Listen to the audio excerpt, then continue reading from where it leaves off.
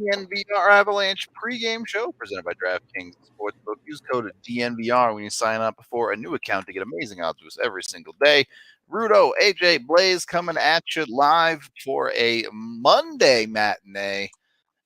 These things weirdly totally normal between Avs and Boston. They do it every single year. Not usually on President's Day, but yeah, not that out of the blue for the Avs. They're not going to say that the players are used to this, but the fan base sees one of these every single year. So at least you know it was coming, sort of, just not in the middle of February. Is there a better summation of matinee games than whatever the hell that the Buffalo Avs game was? Really, I mean, nonsense hockey. Yeah. Are you saying it was just nonsense, man? Like, it was just the game had like no feel to it whatsoever. So cool. All right. Yeah, hopefully that's not what we're going to see today either.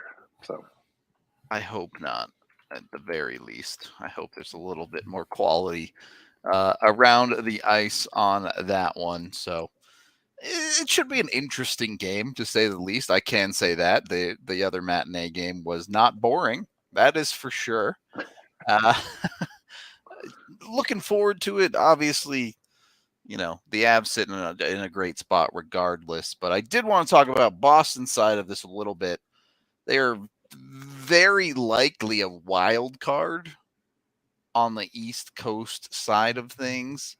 That's not to discount their ability. That's just that their division is freaking ridiculous.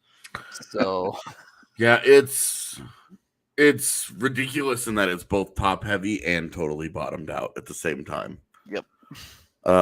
Because it's one thing to have a really bad bottom of your division, but it's also another to have it be elite tier at the top. And sneeze. It's gonna get 80%. Come on. That was bullshit. You barely survived. That was bullshit. If today's gonna be like that, I'm going back to bed.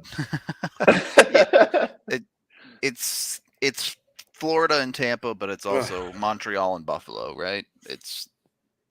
There is no middle ground in this division. Yeah, I mean, Montreal, Buffalo, and Ottawa. Like, Buffalo and Ottawa are a point apart. Yep. Like, two teams that are in the perpetual rebuild stage of life right now. And then Detroit, where it's like not a playoff team yet, but you're not necessarily rebuild over, but good enough NHL players now that they're no longer the laughing stock. Not in the dump, for sure. Yeah, this is the Calgary zone. And the Bruins are in between that, right? The Bruins are right in between the Wings and the Leafs, and it doesn't feel like they can catch either of the, like, Red Wings can't catch Boston. Boston can't catch the Leafs. They 8-point lead on Detroit and then a 7-point deficit on Toronto. It feels like 7 points a lot of ground to make up on the Leafs. Yeah. You know, we're still talking 30 games here, so it could, but it does feel like the point is that this division is decided. Like, those are the 4 teams that will be going to the postseason from this division, because they're clearly better than the bottom 4 in the other division in the Metro as well. Yeah. So there's one clear-cut wild, like, it's like top 4, good to go. Yep. The East is done. The interesting part there is Boston almost certainly going to come in that 4th slot, likely to play the winner of the Metropolitan, assuming the Florida keeps doing silly things and wins the East. You have no idea who's coming in first place out of the Metro. There's a 3-point gap between Carolina, Pittsburgh, and the Rangers. Pittsburgh just 2 behind Carolina. Yeah. Carolina does have some games in hand there, but it's still nowhere near as decided as the Atlantic is. So kind of a weird spot for Boston to be Yeah. This early in the season to be in a spot like that. It's really weird because you have two teams that are very comfortable with life right now. Yep. Like they're Boston's feeling pretty good. Right now, just trying to survive the Marchand 6-game suspension. I believe this is game 5 or 6 of that suspension. I know this game was supposed to be right near the end of it, and then the appeal took a few days. So, but anyway, they're just trying to get through that right now. And that's like the tough part of their schedule is, can they survive injury issues? Can they survive not having their best player? Yeah. Because slowly, like, Brad Marchand's turned into kind of like their engine. We all thought it was going to be David Pastrnak, who Pastrnak is obviously still very, very good. But Marchand is kind of it for them. And that's a big absence for today. It's big difference between the team that rolled into Denver and gave the Avs a scare and the lineup today. It's interesting because Marchand is the one who, I don't want to say has aged more gracefully. He's like 3 or 4 years younger than Bergeron, right? But he's the one of the older guys that is still kind of keeping up the elite level play. And then they have Pasta, as you mentioned, who they're kind of flexing down the lineup at times to get a little bit more spread production, at least in their top 6. So it's a weird fit for a team that just a couple of years ago was saying, hey, these dudes have a line that should rival the Avs top line. Now it's like, well, they still have a talented top 6, but it's not the perfection line anymore, whatever you want to call it. So things change quickly in the NHL, I'll put it that way. They're still producing points, though. I mean, it's just, what are you expecting? Like, I think the last conversation we had when they were playing Boston is who has the better top 6, right? So without Marchand in there, take Mackinnon, take Marchand out of it. Tilts the Avs away quite a bit. Again, like, it's really, we talk about this with other teams when they go head to head against other good teams. And you just look at it and look, Kadri has very predictably slowed to a point per game. Yeah. Right? It's not like falling apart or anything, but it's like a point per game instead of 1.3 or whatever. Not on 130 point pace. Yeah. You're still talking about Nathan MacKinnon, 47 and 35. Gabe Landeskog, 49 and 41. Cale Makar, 50 and 45. Mikko Rantanen, 58 and 46.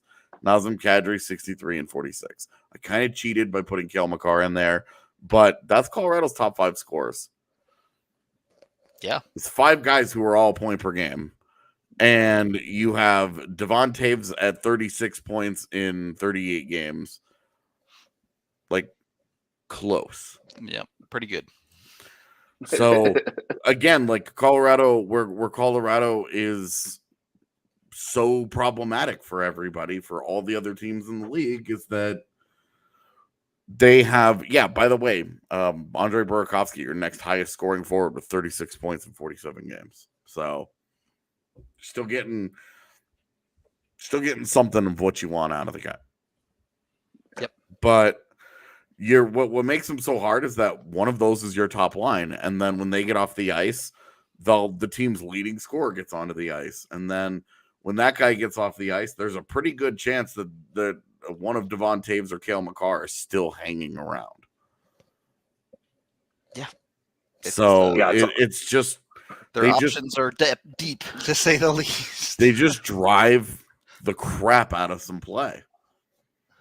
Yeah, right? They're just tough. It's just tough because that's really, really high end stuff. Really high end stuff.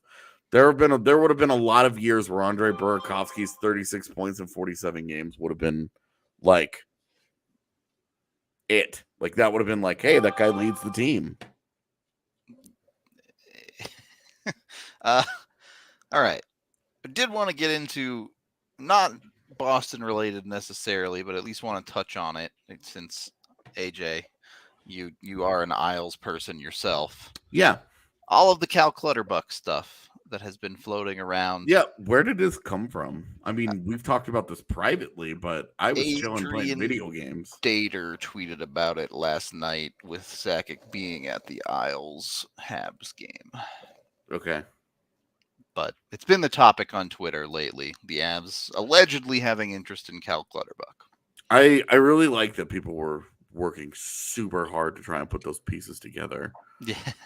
And it was like, it's Ben Sherratt. And it was like, guys, when the Avs got this schedule and they said, oh, there's a Sunday off, at least one person from Colorado's front office looked at the NHL schedule and said, oh, hey, look.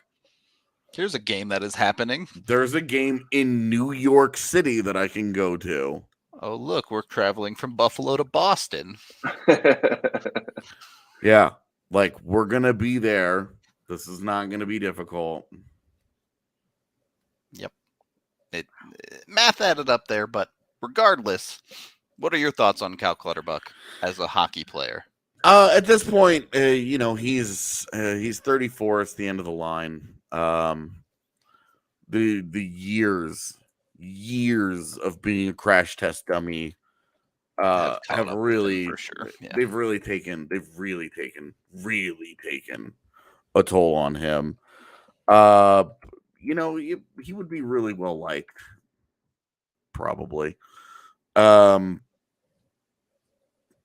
He still goes hard. He still plays like a crazy man, and he would be a guy that you would throw on the PK. He just is not the guy that we think of as Cal Clutterbuck. Like, he's just, if you look at his numbers and everything, it's all pretty similar, but he wouldn't be playing 14 minutes a night in Colorado. He'd be playing probably more like 10. And you're talking about he has 11 points this season and he's playing 14 minutes a night.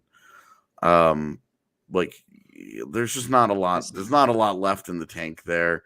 The salary is too high. They would have to do a little bit of work there.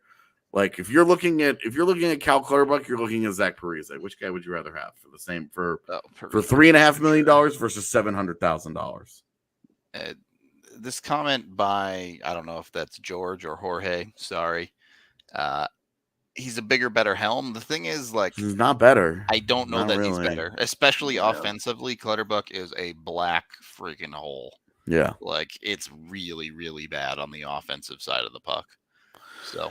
And if you're bringing in a veteran player, aren't you looking for somebody that's had success, that's probably touched the Stanley Cup at least once? Like, I mean, he was a big part for Minnesota going kind of far into the playoffs, but like, he's had more postseason success than the Avs. Well, yeah, has he had that, or you has want the somebody that he happens to be on? I mean, what's the difference? I hear you. I hear you. It's, but sure, Blais brings up the point of the veteran leadership. You want someone who knows how to win, right? Like, yeah. I mean, I'm not casting that stone. He's been good in their playoff runs. He was really good in their playoff runs last year. They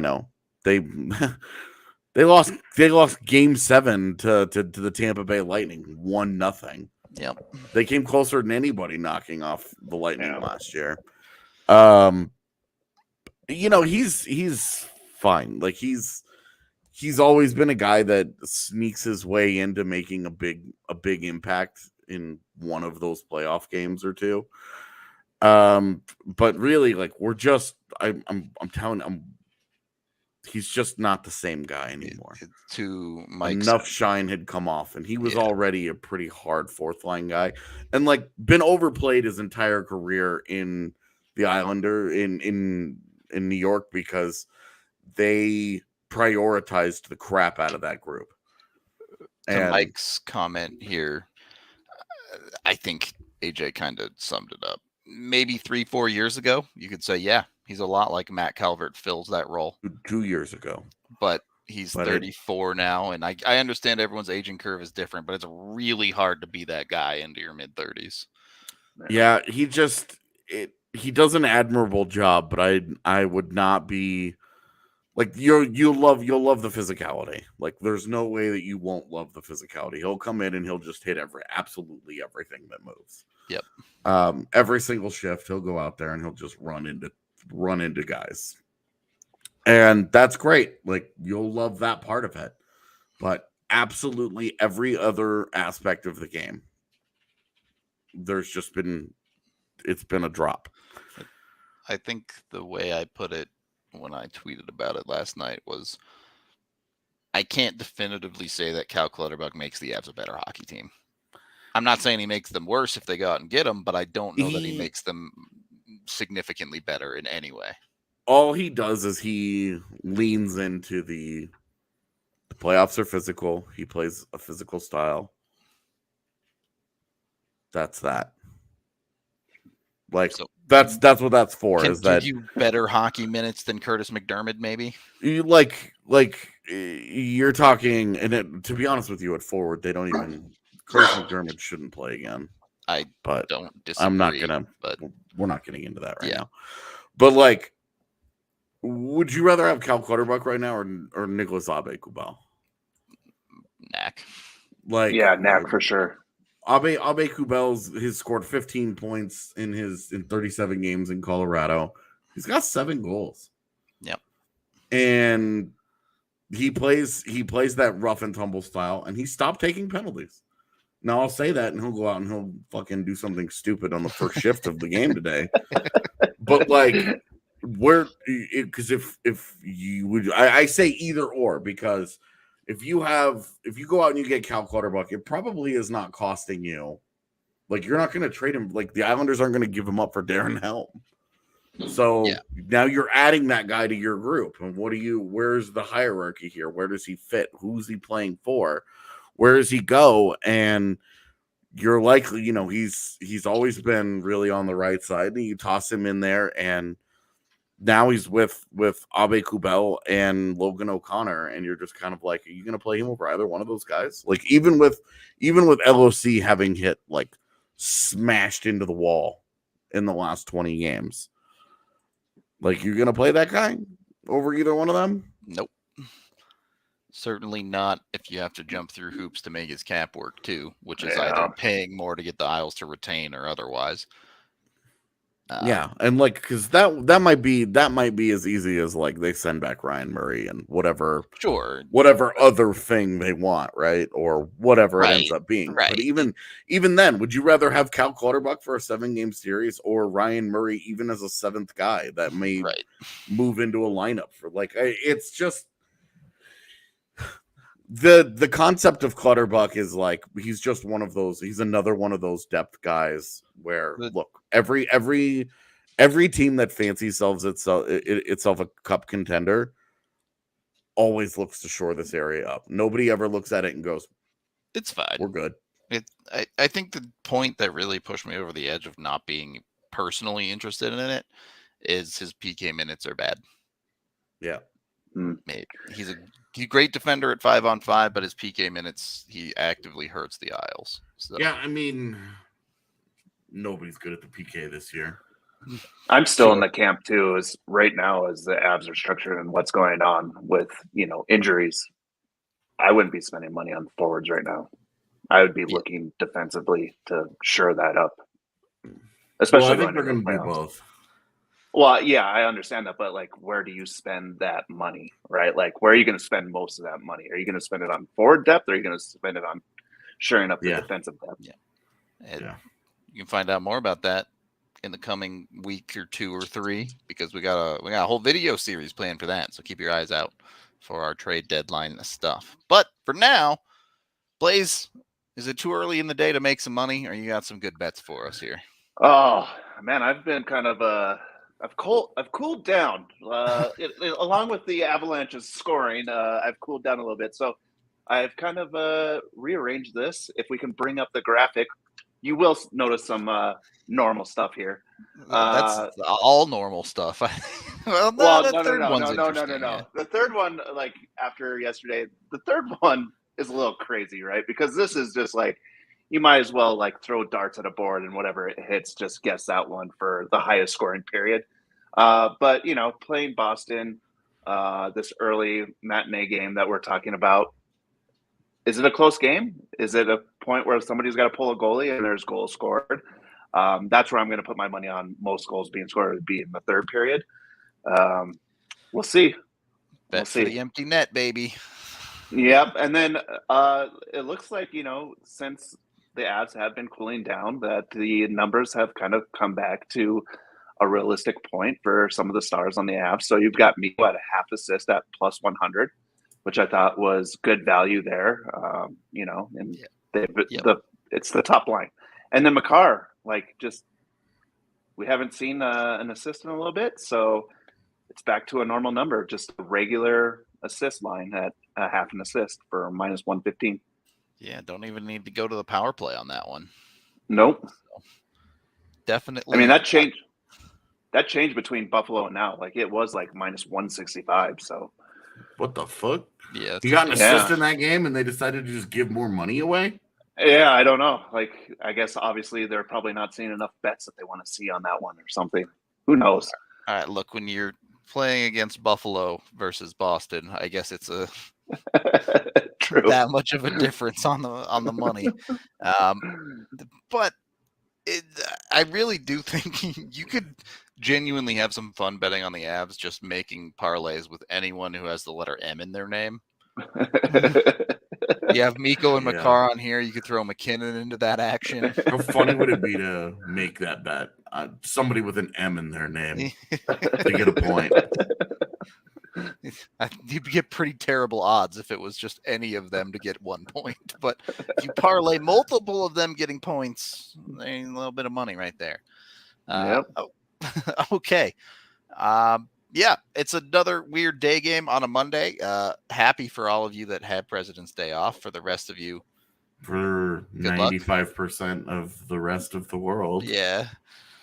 Another fun one for Europe, at least, I guess, right? They get another evening game. I'm always excited. When our Europeans are happy, we're happy. True enough.